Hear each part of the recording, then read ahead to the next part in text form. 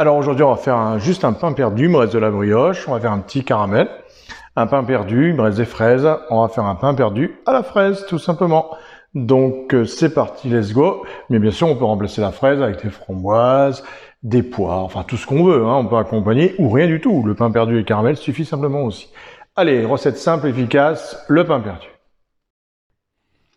Alors il va vous falloir les graines d'une gousse de vanille. Donc on ouvre la gousse de vanille en deux, on récupère les graines. 125 g de crème liquide et 125 g de sucre. Donc pour le caramel, rien de compliqué, une gousse de vanille, 125 de sucre, 125 de crème. Alors je mets mon sucre, mes 125 g de sucre. Je démarre. Je mets un petit peu d'eau, 20 g. Je mélange.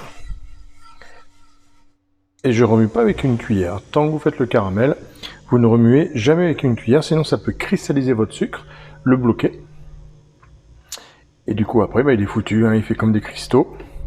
Donc on remue pas avec une cuillère, c'est comme ça qu'on rate souvent son caramel. Donc là on le laisse à fond et on va lui donner une petite coloration brune. Pas trop non plus pour pas qu'il soit trop amer. Et on va y mettre la gousse de vanille et la crème dedans. Et là on pourra remuer avec une cuillère uniquement une fois qu'il soit prêt.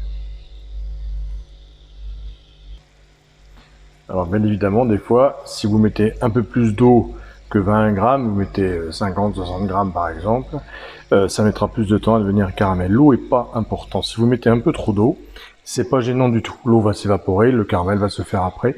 Ça prend juste un peu plus de temps. Donc vous inquiétez pas si vous avez mis plus d'eau et que le caramel met plus de temps à devenir avec sa couleur.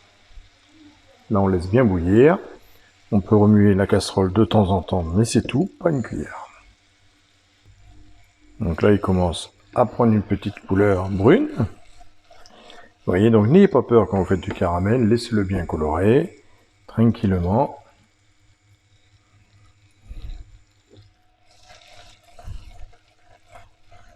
On le remue bien sûr, mais on le surveille. Donc là, il est vraiment blond, hein, vraiment, vous voyez, vraiment de couleur pas trop foncée. Donc là, on aurait quelque chose de très blanc, donc on évite.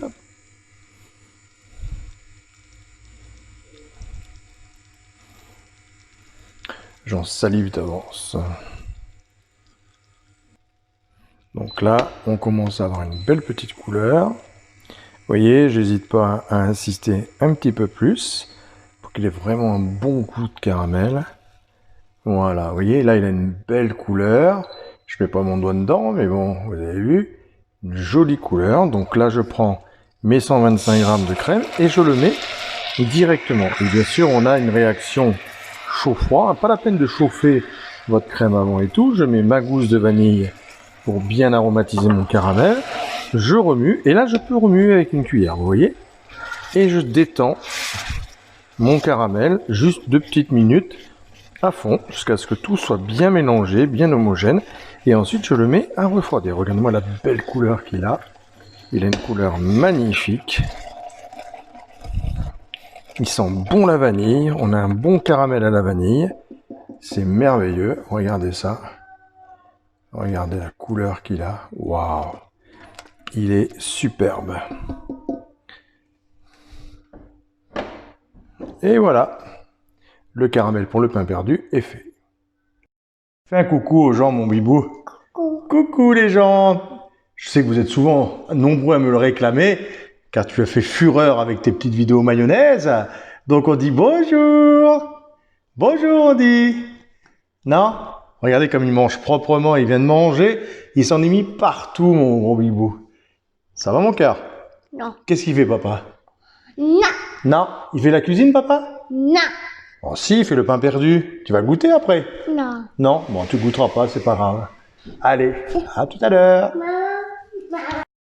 Alors, il vous faut 300 g de lait, 25 g de sucre qu'on mélange avec le lait, 25 g de crème. Bon, si vous en mettez 30-35, c'est pas grave, hein. Une petite gousse de vanille. Alors du lait entier ou demi-écrémé, ça marche aussi. Et on va mettre 130 g d'œufs entiers comme ceci directement dans le lait. Et on mélange bien le tout, ce qui va nous permettre de plonger nos brioches dedans avant de les faire revenir dans la poêle comme ceci, d'accord? Et ensuite on mélange bien et notre appareil est prêt. Alors pour la vidéo, vous voyez, j'ai des bonnes petites fraises, hein. Donc j'enlève mon petit incul, et quand c'est des petites fraises, je les coupe. Hop, je les coupe en deux, et quand c'est des grosses fraises, je les coupe en quatre. Et là, j'en mets pas mal, hein, parce que de toute façon, si j'utilise pas tout avec le pain perdu, ça me fait une petite salade de fraises que je peux manger tout simplement, nature comme ça, comme on va la préparer, tout simplement. Donc là, je la coupe, j'en coupe plus que nécessaire pour avoir le plus possible à manger de fraises, puisque pendant qu'on est dans la saison, on en profite à fond.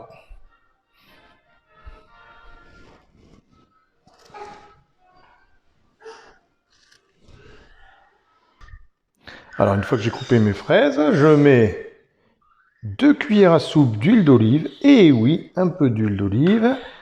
Je mets le jus d'une orange, pas mal d'agrumes.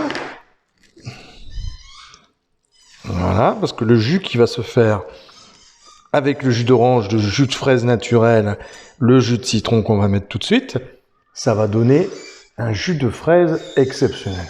Un bon petit citron bio. Voilà. Les petits pépins, c'est pas grave. Dans le bio, il y a beaucoup de pépins. C'est signe de qualité. Et là, je prends mes petites feuilles de menthe de mon jardin et je les coupe comme ceci. En gros, je les hache grosso modo. Voilà, comme ceci, dedans. Donc on met pas mal de menthe, hein, quand même. Hein. Ça pousse beaucoup la menthe, donc on en profite. Bon, là, je dois avoir un petit 800 g de fraises à peu près. Hein.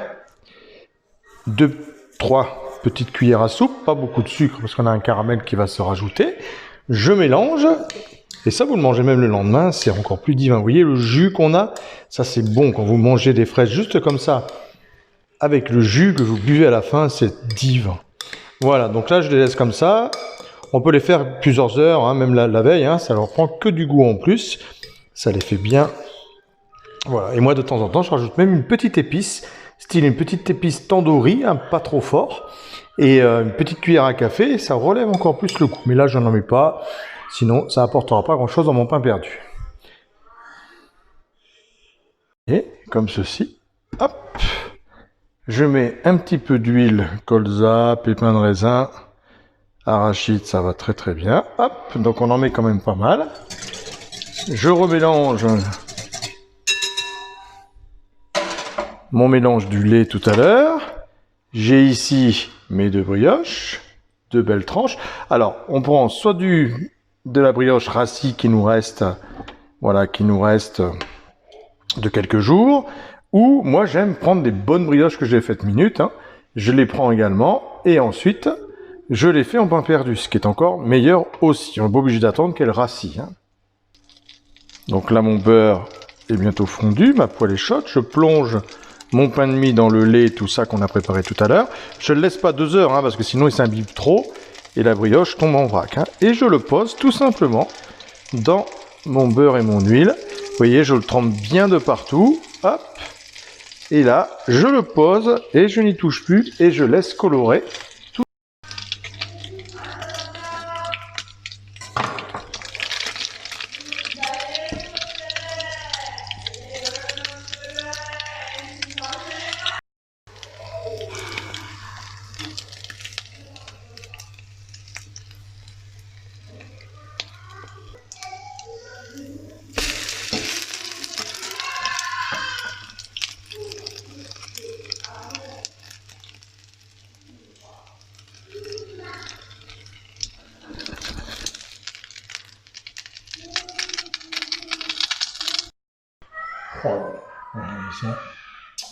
Et là, on va mettre le caramel que je vais légèrement chauffer pour qu'il soit facile à mettre.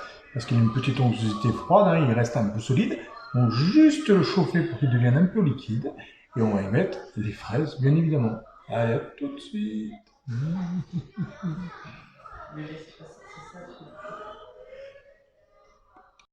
Alors, on passe au dressage. Vous voyez le caramel, légèrement. Regardez ça comme il est beau, regardez. Oh là là là là, qu'est-ce que c'est beau. Donc là, on le fait couler comme ceci sur le pain perdu. Et on y va, hein. On est généreux, hein. On n'est pas là pour rigoler. Hein. Voilà, regardez. Oh, si ça c'est pas gourmand. Et bien sûr, là je prends mes fraises. Vous voyez le jus, quand vous mangez juste la soupe, vous avez un jus à boire qui est magnifique après. Et je mets juste, vous entendez Charles, hein, bien évidemment, toujours dans le coin dès qu'il y a à manger. Vous voyez, regardez, il arrive, voilà.